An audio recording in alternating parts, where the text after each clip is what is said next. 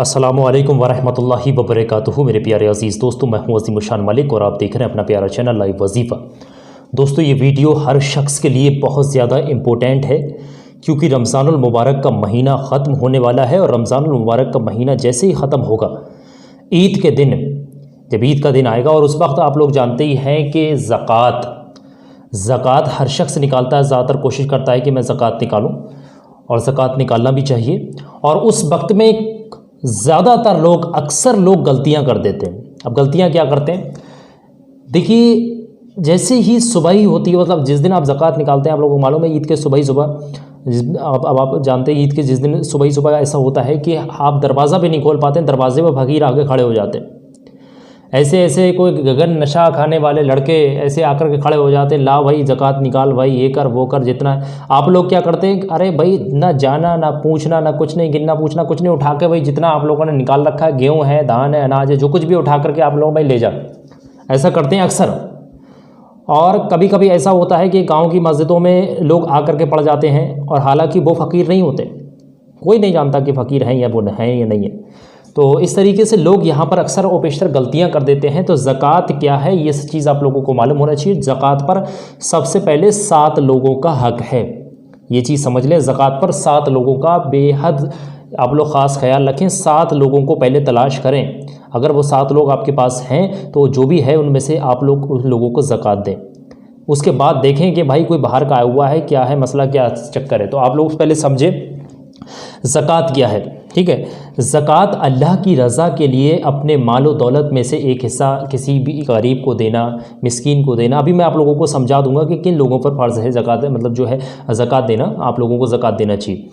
और दूसरी चीज़ यहाँ पर सबसे पहले आप लोग इस वीडियो को पूरा ज़रूर देखना कि वीडियो के आखिर तक, और किन लोगों को ज़कात आप लोग दे सकते हैं, रिश्तेदारों में दे सकते हैं या नहीं दे सकते, तमाम चीज़ें हैं। तो सबसे पहला शख्स जो है जिसको आप ज़कात दे सकते हैं वो है फ़कीर। आरिफ समझ में, फ़कीर। अब किसको फ़कीर कहते हैं ये मालूम होना चाहिए। जैसे कि मैंने पहले लफ्ज़ इस्तेमाल किया, फ़कीर आ जाते हैं, तो पूरी वीडियो का मसला ये फिर सारी चीज़ें तो यहीं ख़त्म हो गई। फ़कीर दरवाजे पर आ गए, उनको उठा के ज़कात दे दो। तो मसला यहाँ पर बहुत ध्यान से समझें। फ़कीर उस शख्स को कहा जाता है जिसकी आमदनी कम हो और ख़र्चा ज़्यादा हो।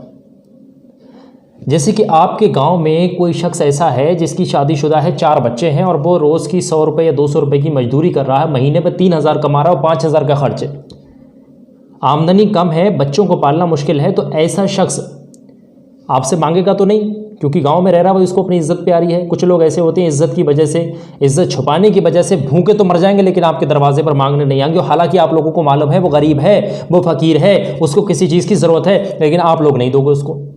बाहर से कोई आएगा, कोई लड़के गगन खा रहे हैं, सारा अनाज लेके कहीं दुकानों पर बेच देंगे और शराबें पियेंगे, जुआ खेलेंगे, ये करेंगे वो करेंगे, आप उनको खुशी के साथ उठा के दे देंगे और भाई हम कह देंगे हम ज़कात निकाल ली, बड़े ज़िम्मे हो गए। आपको मालूम होना चाहिए सही मायने में, सही कायदे में फ़कीर कौन होता है, जिसकी आमदनी कम हो और ख़र्चा ज़्यादा हो। अगर ऐसा कोई शख्स आपके आस पास है, गाँव में है, मोहल्ले में है, पड़ोस में है, कहीं पर भी है, तो पहले उस शख्स को तलाश करें। तो इस शख्स पर सबसे पहले नंबर पर ज़कात जो है देना वाजिब है आप लोगों को। ये तो पहला शख्स हो गया। अब दूसरा शख्स कौन है? अगर कोई ऐसा फ़कीर आप लोगों को नहीं मिल पा रहा तो दूसरा शख्स होता है मिस्कीन। आ रही बात समझ में? मिस्कीन भी फ़कीर के दर्जे का ही होता है, लेकिन मिस्कीन फ़कीर से थोड़े अव्वल दर्जे का होता है। फ़कीर तो आप लोग समझ गए, फ़कीर से थोड़े अव्वल दर्जे का जो शख्स होता है वो मिस्कीन होता है। अब मिस्कीन का मतलब ये है, जैसे कि मैंने फ़कीर का आप लोगों को बताया 3000 का कमाई है और 5000 का खर्च है, तो ये तो फ़कीर की कैटेगरी हो गई। अगर किसी की आमदनी 2000 रुपये महीना है और ख़र्च उसका 3000 है, 2500 है, तो ऐसे शख्स पर क्या है, ये मिस्कीन की कैटेगरी में आ जाते हैं। तो इन लोगों पर भी ज़कात देना, मतलब आप लोगों को ज़कात देना बेहद ज़रूरी हो जाता है। ऐसे कोई तलाश करें कि कोई आसपास गांव में, गांव के दूसरे गांव में, मोहल्ले में, शहर के कहीं पर मोहल्लों में रहते ही हैं ऐसे शख्स। ज़्यादातर लोगों को आप लोगों को मालूम ही होगा, गांव में कोई ना कोई ऐसा शख्स ज़रूर रहता है, तो ये मिस्कीन हो जाते हैं। तो 2 लोग आप समझ में आ गए। तीसरा जो होता है वो ध्यान से समझें, तरीके जो तारिके कल्ब, ध्यान समझ, हाँ इस चीज़ को ध्यान समझ। तीसरा शख्स होता है तारिके कल्ब। तो तारिके कल्ब क्या होता है, यहाँ पर देखिए तारिके कल्ब के बारे में मैं थोड़ा सा आप लोगों को बता दूँ। कुछ लोग ऐसे होते हैं जो ज़कात के नाम पर वसूली करते हैं और दीन की राह में ख़र्च करते हैं, अल्लाह की राह में ख़र्च करते हैं। तो यहाँ पर इसका मसला यहाँ पर भी बड़ा गंभीर हो जाता है। कुछ लोग दीन के नाम पर पैसा तो ले जाएंगे। यूट्यूब पर भी बहुत से लोग ऐसे हैं कि भाई यहाँ पर आप हमारे पास ज़कात अदा मतलब जमा कर दें और हम गरीबों में बांट देंगे।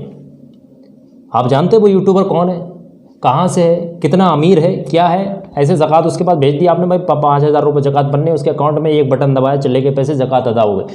तो कुछ लोग ऐसे ढोंगी भी होते हैं और ऐसे कट्टे डाल के या थैले टांग के आपके दरवाजे पर भी आते हैं कि भाई हम ज़कात का चंदा इकट्ठा कर रहे हैं, हम वहाँ मस्जिद बना रहे हैं या मदरसा बना रहे हैं या फिर बच्चों को पढ़ाई के लिए हम इंतज़ाम कर रहे हैं। तो ऐसे कुछ ढोंगी भी होते हैं और कुछ सच भी होते हैं।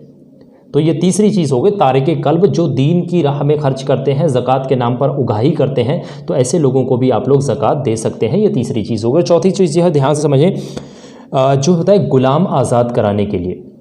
हालांकि आज के टाइम में गुलाम तो नहीं हैं, लेकिन कुछ लोग ऐसे हैं, कैदी ऐसे होते हैं जो बेवजह किसी जुर्म में फंस जाते हैं, कहीं मोहल्ले से, आप लोगों के गांव से, कहीं पड़ोसी गांव से, कहीं से आप लोगों को खबर भी मिलती है, तो फंस जाते हैं बेवजह किसी झूठे केस में फंस जाते हैं। इतने उनके पास माली दौलत नहीं होती, इतनी हैसियत नहीं होती भाई वो ज़मानत करा सकें, पैसा नहीं है, पड़े हैं जेलों में काफ़ी अरसे से, अपने माँ बाप से मिलने से परेशान है, सब कुछ।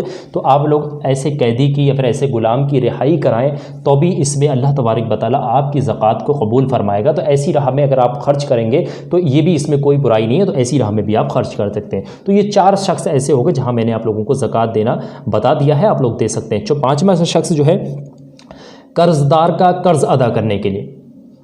अब ऐसा नहीं भाई कि भाई किसी बड़ा अमीर आदमी ने कर्जा ले लिया और वो उसका कर्ज अदा करे जा रहे हैं आप लोग, ये नहीं है। कोई जो गरीब है, परेशान है, अपने बच्चों की शादी के लिए उसने कर्जा निकाल लिया, या कुछ ख़रीदने के लिए, बच्चों के लिए, शादी के लिए, तमाम घर और बनाने के लिए कर्जा निकाल लिया। अब भाई उसके ऊपर पड़ रहा है प्रेशर, कर्ज़ा देने के लिए पैसे ही नहीं है, खाना खाने के लिए पैसे नहीं है, दुकानों से उधार चल रहा है, ये वो तमाम मसले। तो ऐसे कर्ज़दार जो हो जाते हैं, कर्ज़ के बोझ के तले दब जाते हैं, वो लोग बहुत ज़्यादा परेशान हो जाते हैं, वो कर्ज़ के बोझ के तले से ऊपर नहीं उठ पाते हैं। ऐसे लोगों की आप लोग मदद कर सकते हैं और ऐसे लोगों की जो है आप लोग ज़कात के ज़रिए मदद कर सकते हैं। तो 5 शख्स ऐसे हो गए जिन लोगों को आप लोगों को ज़कात देना बनता है। तो छठा शख्स जो है, ये छठा तरीका जो है जिसको मैं बताऊं, अल्लाह की राह में खर्च करना। अब अल्लाह की राह में खर्च करना मतलब ये है, देखिए कि बहुत से जो बच्चे ऐसे होते हैं जो पढ़ाई लिखाई से वंचित होते हैं, दीनी तालीम हासिल नहीं कर सकते, घरों में पड़े हैं, फैक्ट्रियों में काम कर रहे हैं, ये वो। क्यों? पैसा नहीं है, पॉवर्टी है, गरीबी है, इस वजह से वो लोग तालीम से जो है वो दूर हो गए। पैसा नहीं, साफ साफ ये रीज़न है, पैसा नहीं, पढ़ने नहीं जा रहे, बच्चों को पढ़ने नहीं भेज रहे। तो ऐसी जगह भी ऐसे लोगों की मदद भी कर सकते हैं, दीन की तालीम हासिल करने में बच्चों की मतलब अपनी ज़कात देकर भी आप लोग जो है उनकी मदद कर सकते हैं। तो ये आप लोगों को समझ में आ गया। और एक आखिरी चीज़ जो है, आखिरी शख्स जो है, मुसाफिर की मदद करना। अब मुसाफिर की मदद करना मसला यहाँ पर क्या होता है, देखिए कोई शख्स अपने घर से निकला, एक ज़िले से दूसरे ज़िले गया, एक शहर से दूसरे शहर गया और उसकी जेब में से पैसे चोरी हो गए, जेब में से पर्स गिर गया या फिर किसी ने जेब काट ली या फिर परेशान हो गया, भाई स्टेशनों पे पड़ा है, ये वो। मुसाफिर के पास जो है वो पैसे ख़त्म हो गए, आप लोगों को पता चल गया ईद के टाइम पर कि कोई भाई ऐसा शख्स है इसके पास पैसे नहीं है, बहुत ज़्यादा परेशान है, जगह जगह मांग मांग करके खा रहा है, अपनी कहानियाँ बयान करता फिर रहा है। तो ऐसे शख्स की भी आप लोग मदद कर सकते हैं ज़कात देकर, उसको उसके घर तक वापस पहुँचाने में, उसके मुल्क तक वापस पहुँचाने में। तो ये 7 शख्स ऐसे हैं जिनकी आप मदद कर सकते हैं। अब एक ख़ास बात ज़रूरी जो है इस वीडियो के आखिर में है, वो आप लोगों को समझना बेहद ज़रूरी। यहाँ पर जो मैंने नोट करके रखा हुआ है, देखिए, आपकी असल माँ हो, आपके असल बाप हो, आपके दादा हो, दादी हो, नाना हो, नानी हो, या आपकी औलाद हो, या आपका नाना हो, नवासी हो, नाना मैंने बता दिया इसमें, और नवासा हो या फिर नवासी हो, पोता हो, पोती हो, इन लोगों को आप ज़कात नहीं दे सकते। आ रही बात समझ में? ये बिल्कुल घरेलू खूनी रिश्ते हैं, इनको आप ज़कात नहीं दे सकते। इन लोगों को जो जिनका मैंने नाम यहाँ पर लिया है, असल माँ बाप को और यहाँ पर दादा को, दादी को, इस तरीके से जिनका नाम लिया है, बाकी सबको नहीं कह रहा हूँ मैं, बाकी और लोगों को तो आप ज़कात दे सकते हैं। वो बाकी ज़कात देने की भी काफ़ी दलीलें हैं, इसके अंदर मैं ज़्यादा जाना नहीं चाहता हूँ। आप लोगों को जो मैं बताना चाहता हूँ, अब ऐसे लोगों को बिल्कुल नहीं कि उठा करके गाँव में आपके दरवाजे पर कोई आया, भाई सुबह 4-4, 6-6, 8-8 फ़कीर आ रहे हैं कि भाई हमें दे दो, हमें दे दो, आप लोग बांटते फिर रहे। तो पहले इस चीज़ को तलाश करें कि भाई मेरे मोहल्ले में, पड़ोस में, गाँव में कोई भूखा तो नहीं है, कहीं ऐसा तो नहीं भाई मैं किसी को उठा के दे रहा हूँ ज़कात और भाई मेरे पड़ोस में कोई भूखा प्यासा है, मेरे 4 घर छोड़ के उसके घर खाने को नहीं है और मैंने ज़कात उठा के 50 किलो मतलब 20 किलो या 50 किलो जितना बना मैं उठा के दे दिया, 2000 रुपये बने उठा के दे दिए। आपको मलाल रहेगा उस चीज़ का। कुछ लोग ऐसे होते हैं जो मांगने नहीं आएंगे और आपके दरवाजे पर। तो उम्मीद करता हूँ जो लोग गलतियाँ करते हैं वो लोग इस वीडियो के ज़रिए सीख ज़रूर हासिल करेंगे। और इस वीडियो को ईद से पहले पहले यानी ज़कात निकलने के वक्त से पहले पहले ज़्यादा से ज़्यादा लोगों में शेयर करें। अल्लाह तबारक व तआला से दुआ है कि हम सबको नेक रास्ते पर चलने की तौफीक अता फरमाए। मुझसे बोलने में या फिर जो कुछ बताने में कहीं पर गलती हो अल्लाह मुझे माफ़ फरमाए। और आप लोगों से गुजारिश है कि आप लोगों का कोई भी सुझाव है तो मुझे कमेंट में बताएं। फिलहाल की इस वीडियो में बस इतना ही। वीडियो को लाइक कर देना। इंशाअल्लाह मैं मिलूंगा आपसे एक और नई वीडियो के साथ। दुआओं की गुजारिश। मैं हूँ अज़ीम शान मलिक। अस्सलामु अलैकुम व रहमतुल्लाहि व बरकातुहू। अल्लाह हाफ़िज़।